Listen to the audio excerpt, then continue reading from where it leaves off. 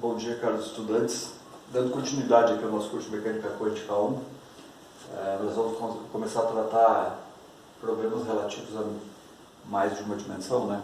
A maior parte da abordagem que foi feita até aqui, nesse curso, a gente sempre olhou os problemas, salvo algumas exceções, mas olhou os problemas em uma dimensão só.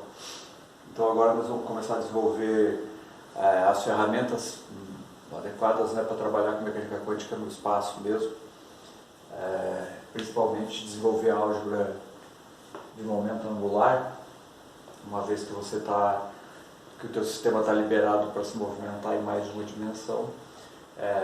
Você pode definir a grandeza do momento angular para os teus sistemas, né? A gente vai ver que eles têm toda uma série de propriedades específicas aqui dentro do contexto da mecânica quântica. Antes de começar o problema do momento angular em si, vamos dar uma olhadinha aqui no problema bidimensional, problema simples que a gente já tratou, mas vamos passar ele agora para o plano bidimensional. Eu vou definir aqui sistema cartesiano XY. Eu vou definir uma caixa bidimensional agora, comprimento aqui LX, aqui é LY. Não precisa necessariamente ser uma caixa quadrada, né? E ela é rígida, fora dessas duas dimensões. Ou seja, o potencial que eu vou tratar aqui, V de XY agora, o potencial V de X vai ser 0 para 0 maior que X maior que LX, né? Então, nessa dimensão aqui ele vale 0, fora disso ele vai valer infinito, como numa caixa. Também 0 para Y entre 0 e LX, e infinito fora da caixa, né? Todas as dimensões fora da caixa aqui. Então é uma caixa bidimensional, ou seja, a partícula está restrita a se movimentar num plano, e as paredes, quando ela atinge as bordas, né? Quando ela atinge as bordas do plano, as paredes são rígidas, ou seja, o potencial é infinito, né? Então não existe penetração de parede aqui no caso desse potencial. Então a hamiltoniana, escrita no termo clássico aqui, né? Ela vai ser px quadrado sobre 2m mais py quadrado sobre 2m mais um v de xy, né? Onde existe possibilidade da partícula tal, ou seja, onde existe função de onda, esse potencial aqui vai ser igual a zero, né? Então o nosso problema vai estar restrito a essa caixa com energia cinética. Então, em termos de operadores, né? Então o nosso hamiltoniano operador aqui, ele vai ser menos h cortado ao quadrado sobre 2m, de forma tradicional, e ele vai ter d2 dx2 mais d2 dy2, okay? De modo que a equação de Schrödinger, independente do tempo para esse problema, vai ficar menos a equação de Schrödinger aqui,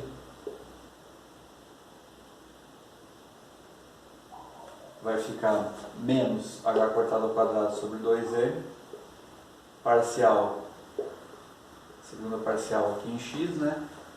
Mais segunda parcial em y, uma psi de xy, né? Um alto estado aqui, psi n de xy, um determinado número quântico n aqui, e n psi n de xy, tá certo? Então, eu tenho uma equação em duas dimensões, né? Essa minha função de onda, psi de x é uma função de onda das coordenadas x e y, nesse caso, né, cartesianas. O nosso potencial dentro, ele é nulo, né? Então a equação de Schrödinger fica restrita a essa forma aqui. Como não tem nada que acople a coordenada x e a coordenada y aqui, dado que o potencial é nulo, né? Essa equação é separável. Isso aqui eu posso propor que essa função de onda psi n aqui para fazer a separação de variáveis, né? Essa função de onda psi-n seja uma φ de x separar por produto, né? Vezes uma ni de y, por exemplo. Essa forma aqui separa essa equação de duas variáveis em duas equações de uma variável só. E eu posso usar como separação que a energia total aqui do meu sistema seja a energia de um termo x mais a energia de um termo y aqui. Isso aqui é o alto valor que vai aparecer na parte x, isso aqui é o alto valor que vai aparecer na parte y. É claro que a energia é um escalar, isso aqui não tem nada a ver com vetor, nx e ny. Né? Isso aqui é o alto valor que vai sair da equação x, esse aqui é o alto valor que vai sair da equação y. Então, com essa proposta de separação, se você jogar isso aqui, facilmente você vai perceber que você vai ter uma equação menos h cortado ao quadrado sobre 2n. d2 dx2 de φ nx, né? Então aqui eu vou escrever assim, aqui é ny, que é uma função só de x, igual a e de nx, φ nx de x. Da mesma forma, uma equação idêntica para a coordenada y. dy2 de um ni aqui, que eu chamei essa função ni de y, igual a e ny, φ ny, y. Okay? Então, note que essas duas equações aqui, elas são idênticas, elas já foram resolvidas lá numa aula que eu chamei de introdução, acho que é a aula 2, porque são duas equações unidimensionais para dois postos unidimensionais. Então, nesse caso aqui, pelas características do potencial, isso aqui pode ser separável dessas duas equações. As soluções do poço a gente conhece, já trabalhou bastante com elas. Então, a φ de x eu posso escrever. Aqui o nosso poço está centrado aqui, não está centrado, então ele vem de 0 até lx, de 0 até ly. Então eu vou ter uma φ de x com a normalização aqui, raiz de 2 sobre o comprimento x, que eu estou chamando de lx, seno de um nx π, coordenada x, sobre lx. Mesma coisa para função em y. Então essa aqui é φ n de x, essa aqui é φ n y, né? Vai ser a raiz de 2 sobre ly, seno de ny, π y sobre ly. Okay. E a função de onda total, psi de x, y, é o produto dessas duas, conforme foi proposto como separação. Né? Psi ny, nx de x, psi. Desculpa, aqui eu escrevi, eu tinha chamado ni, né? Psi. Ni, ny de y. Okay. Então é um produto de senos, sendo que nx vai ser igual a 1, 2, 3 e assim por diante, e ny vai ser 1, 2, 3, assim por diante. Essas autofunções aqui, elas são semelhantes ao que seria uma membrana, né? Se movimentando, né? Então, dependendo do número quântico que tiver aqui, ela pode, o lado x, a direção x, a função de onda talvez seja assim, e dependendo do número quântico em y, ela pode ter um nó, 2 nós, 3 nós, dependendo se n é igual a 1, 2, 3, então seria uma coisa assim. E no fundo seria o similar na mecânica clássica de uma membrana que está vibrando, que está passando uma onda sonora acima. Então isso aqui seria a função de onda total. Vamos dar uma olhada na energia total, que agora ela depende desses dois números quânticos, né? Depende de nx e de ny. cada um deles, nx e ny, vai de 1 até infinito, né? Porque esse pulso é infinito.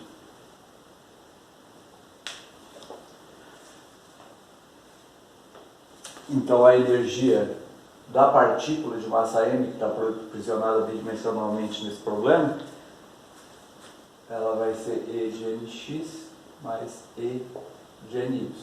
Esses altos valores de energia a gente já conhece também, já estudou o poço simples.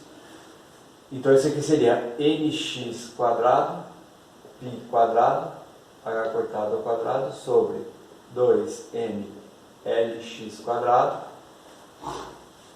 mais ny quadrado, π quadrado, h cortado ao quadrado, sobre 2m ly quadrado.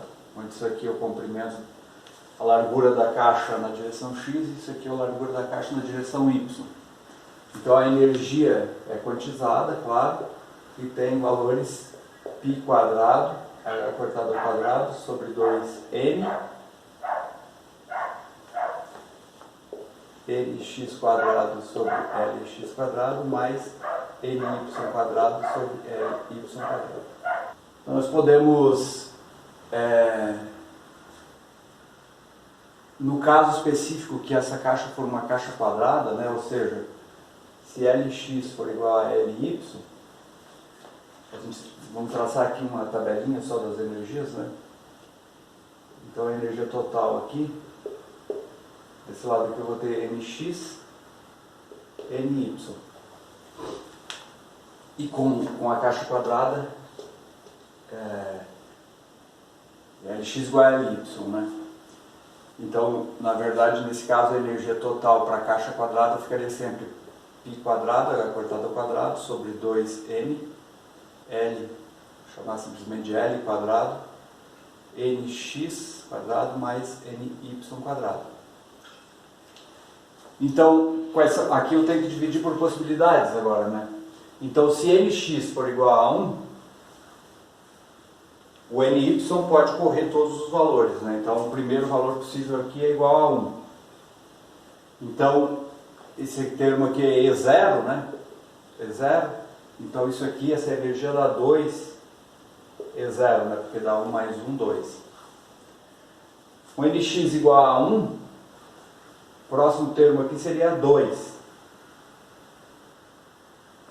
Isso daqui dá 1 ao quadrado, mais 4, 5 E0.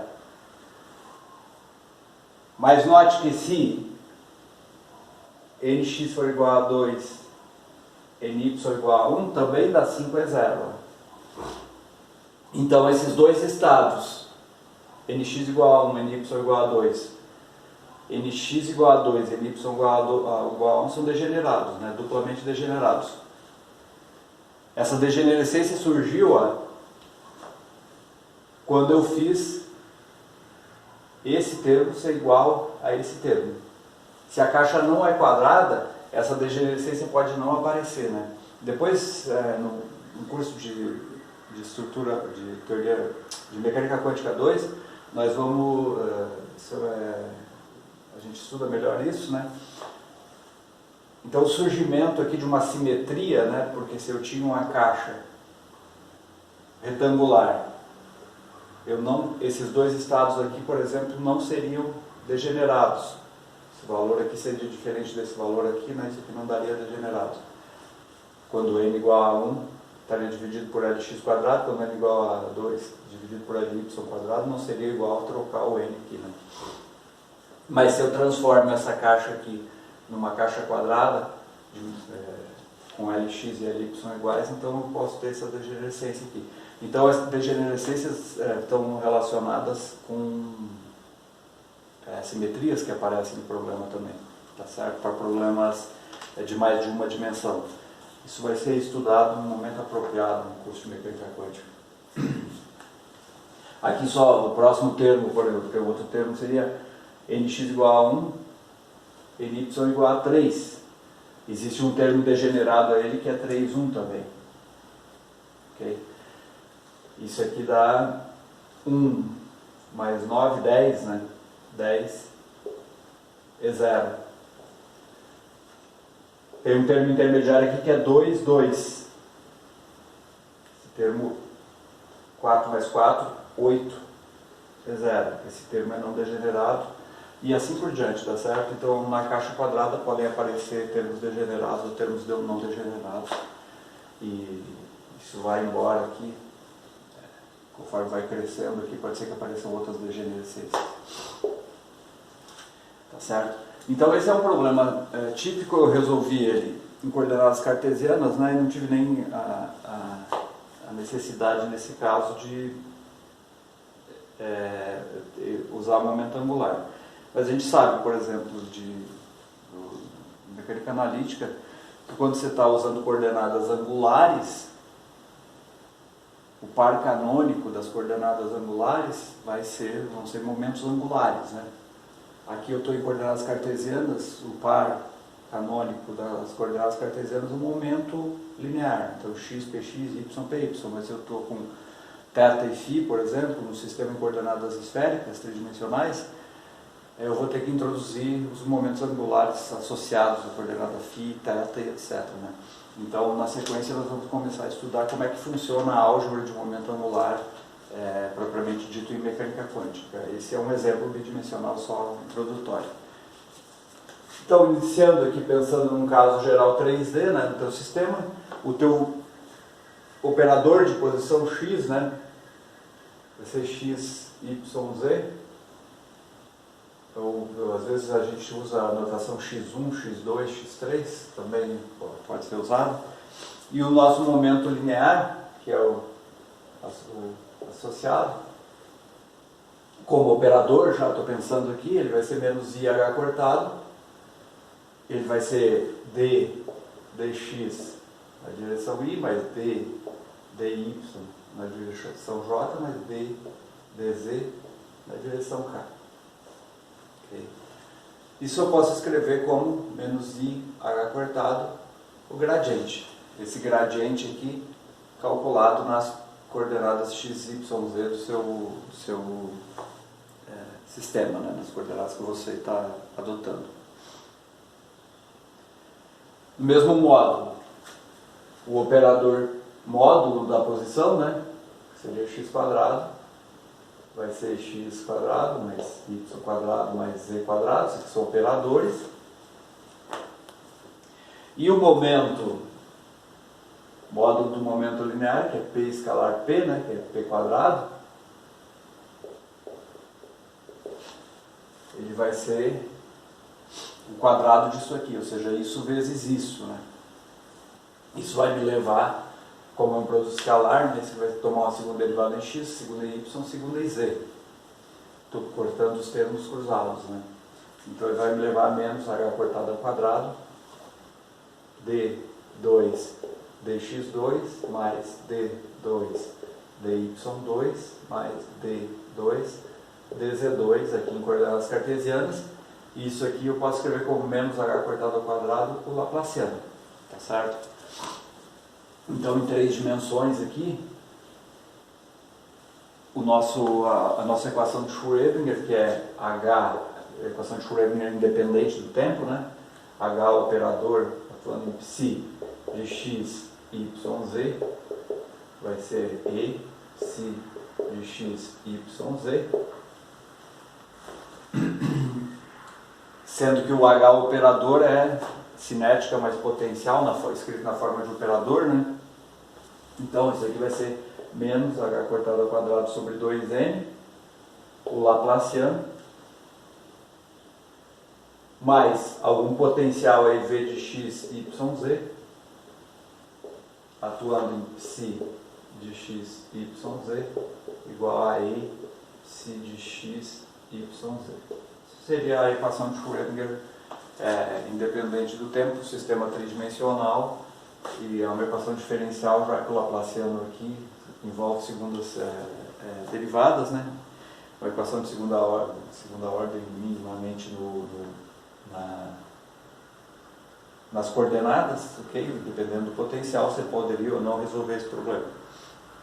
Aqui eu estou escrevendo tudo por enquanto em coordenadas cartesianas, mas esse laplaciano aqui ele vai ter a forma adequada se você estiver trabalhando em coordenadas R, θ, φ, ou se estiver trabalhando em coordenadas ρ, φ, z, né, que seriam coordenadas esféricas, ou em coordenadas hiperbólicas, ou qualquer sistema aqui.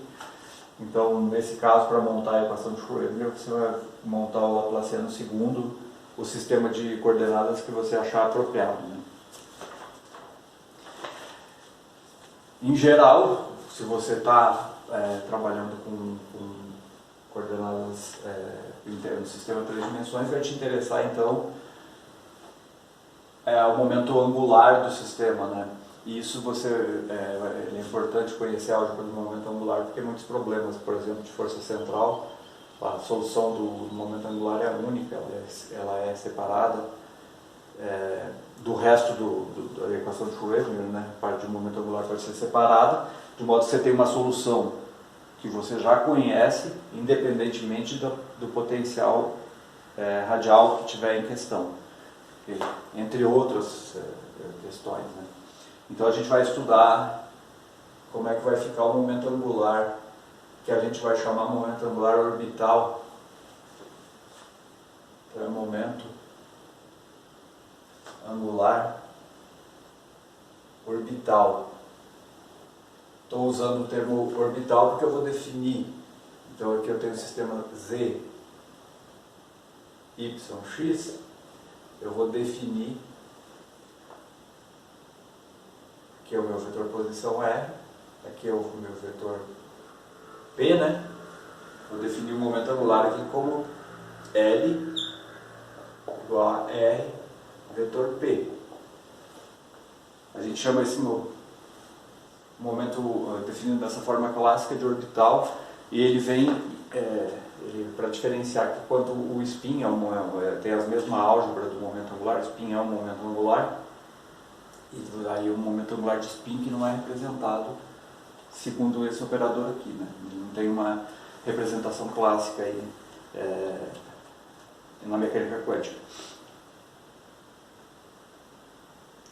Então, para determinar quem é o operador, né, que é o que nos interessa, né, que é o operador momento angular, estamos lembrando aqui que nós temos um momento linear. Na forma de operador ele é menos IH cortado d, dx, i, mais d, dy, j, mais d, dz, k. Vou defini-lo aqui em cartesianos mesmo.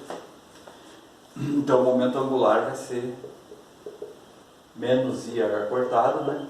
Eu vou deixar de fora. Para tomar o produto vetorial aqui, eu posso fazer em cartesianas i, j, k, i, j, né? Tomar o determinante essa matriz aqui, x, y, z, né? Que é o termo R, né? X, y. E aqui d, dx, d, dy, d, dz, d, dx, d, dy. Ou poderia colocar aqui px, py, pz, px, py, certo? E multiplicar. Eu vou fazer assim porque tem que lembrar que isso aqui nós estamos tratando como operadores, né? Tem uma particularidade aqui.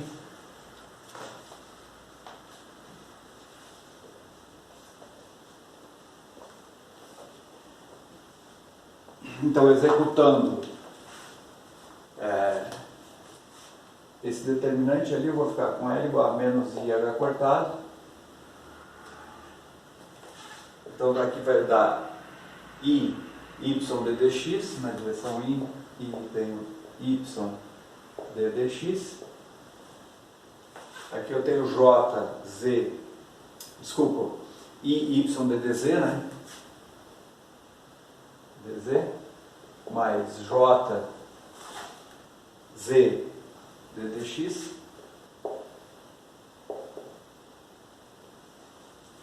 J, Z, ddx e K, X, ddy.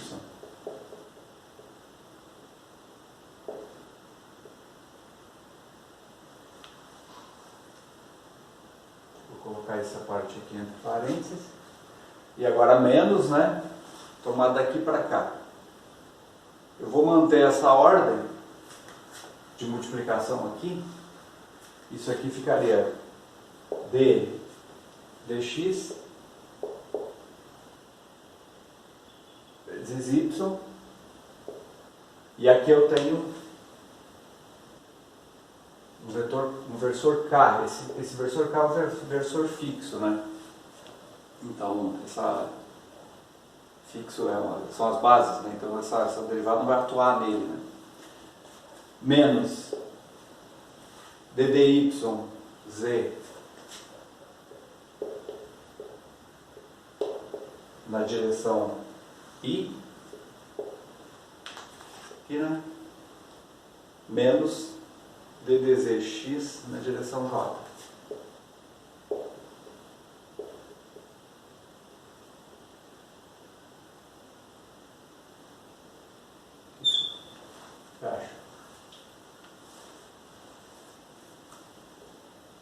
Então, olha só, aqui tudo bem porque está numa ordem que já está correta, né? Lembrar que esse operador ele vai atuar em alguma função de onda, por exemplo. Então, aqui, ó, tomando só esse termo, vai valer para os demais, eu tenho d dx, y, isso aqui, para tirar, ver o que acontece ou como está, né? Você colocaria, por exemplo, uma psi dx, y aqui.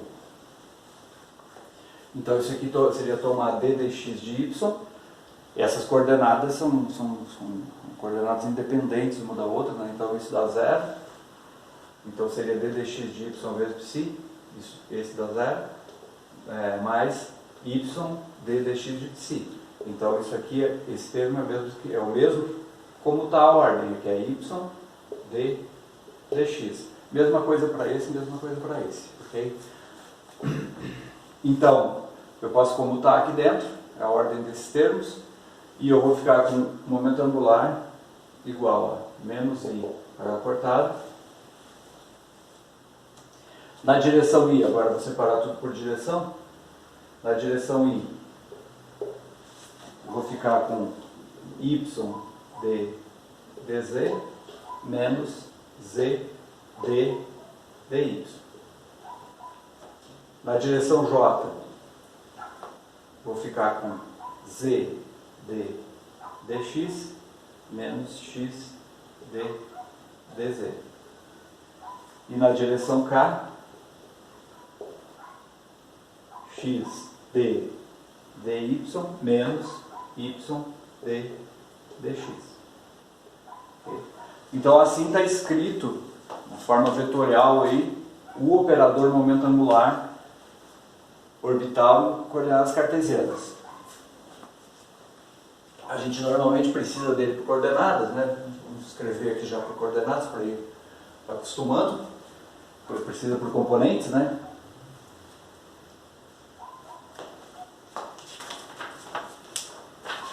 Então, por componentes,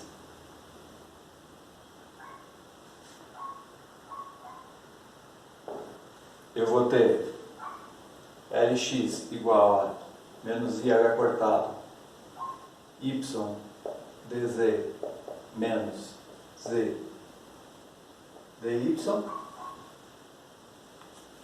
Ly igual a menos IH cortado z dx menos x dz,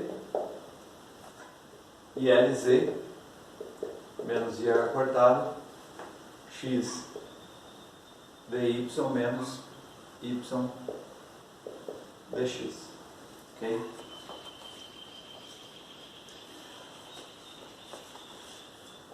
Note que IH cortado ddz é pz, IH cortado ddy é py. Então isso aqui também pode ser escrito como, na forma clássica, né?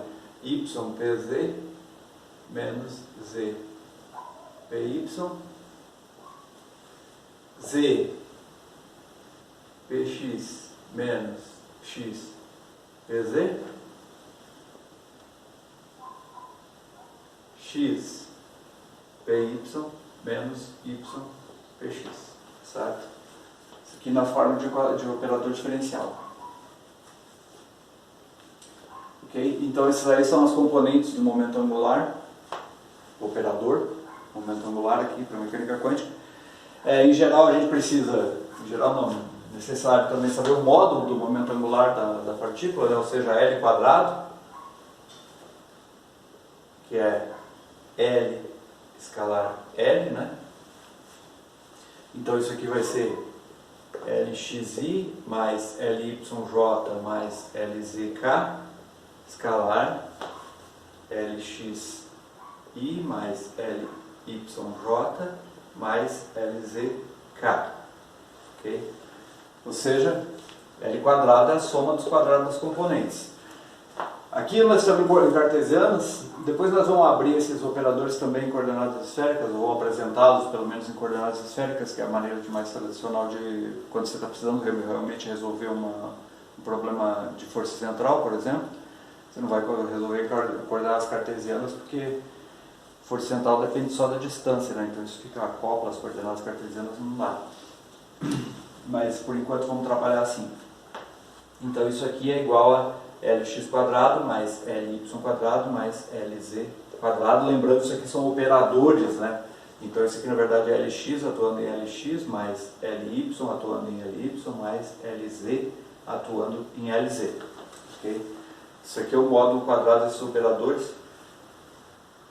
A forma dele você tem que fazer esse produto aqui, né? Em forma de operadores e ver o que cada componente vai dar.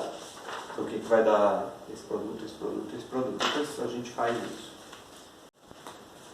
Para nós conseguirmos desenvolver a álgebra completa de operadores, evidentemente, nós vamos ter que, dos operadores de momento angular, né, nós vamos ter que determinar os comutadores, né, entre as componentes do momento angular, por exemplo. Então, por exemplo, se eu desejo saber o computador de Lx com Ly,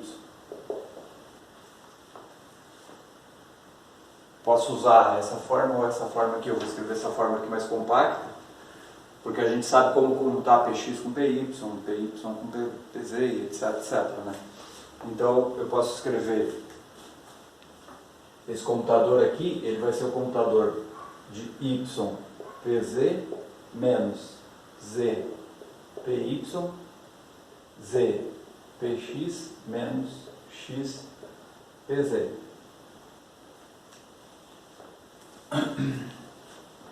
Então o computador de Lx com Ly, Zpx menos xpz. Então isso aqui é um computador de soma, né? Dá para abrir computador desse com esse, computador desse com esse, computador desse com esse, computador desse com esse. Então isso aqui vai ficar ypz comutando com zpx menos ypz xpz menos zpy comutando com zpx mais zpy comutando com xpz. Uma maneira de fazer. Na verdade existem outras maneiras de determinar que as regras de comutação entre os operadores de momento angular são o que são. Uma delas é você se apegar aos colchetes de Poisson, entender que você vai ter um IH cortado na frente para fazer a conexão com a mecânica quântica. Outra forma é através de matrizes de rotação, que a gente vai estudar, mas primeiro você estuda o momento angular e posteriormente você estuda rotações de mecânica quântica. Do jeito que aqui é dividido, ele é o assunto do segundo de mecânica quântica 2, né?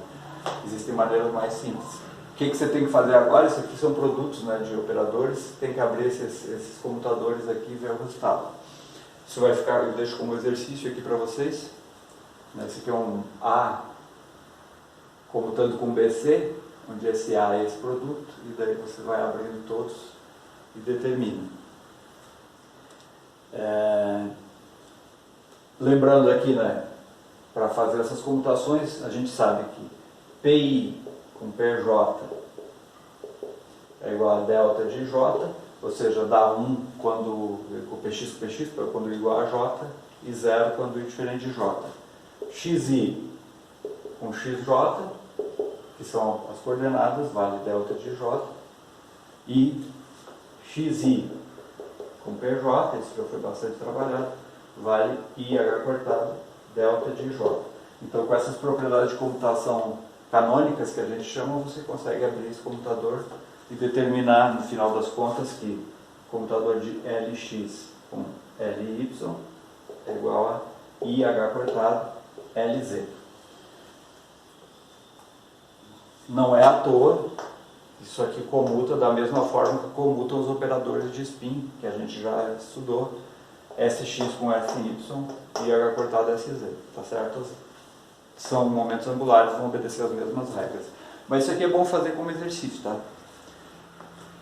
Então, Li com Lj vai ser igual a Epsilon e Jk e H cortado Lk. As mesmas regras que obedece o spin. Por exemplo, o spin também é momento angular. Só que não é um momento angular orbital. Então, essa é a regra de comutação de momento angular. Isso aqui é geral, né? Entre componentes, né?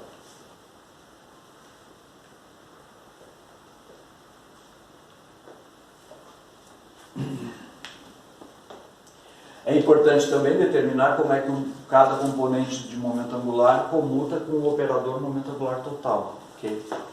Com o operador L quadrado, que é o módulo do momento angular total. Então, da mesma forma,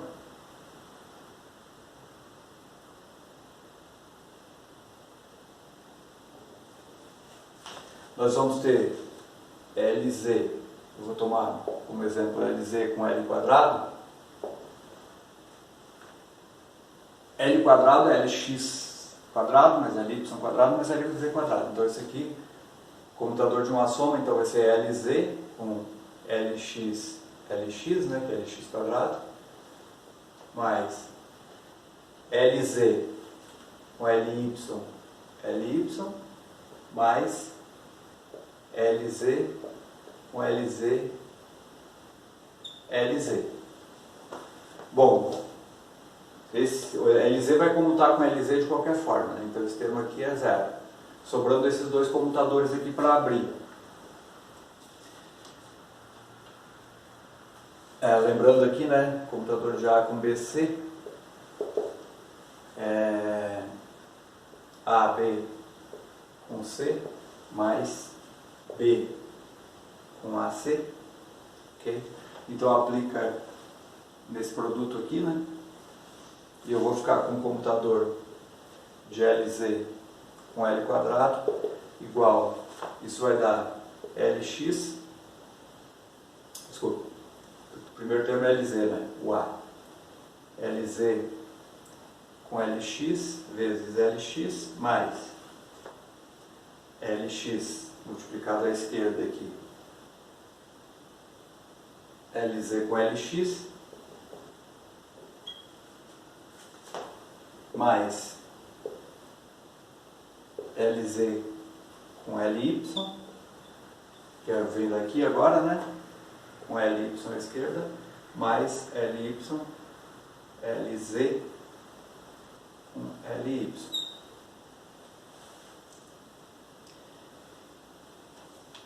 Então, Lz com L quadrado, Lz com Lx dá Ly. Então, IH cortado é Ly, né? IH cortado Ly vezes Lx mais. Mesma coisa, só que Lx, IH cortado Lx vezes Ly, né? Lz com Lx é Ly. Lz com Ly dá menos Lx, então dá menos IH cortado Lx Ly.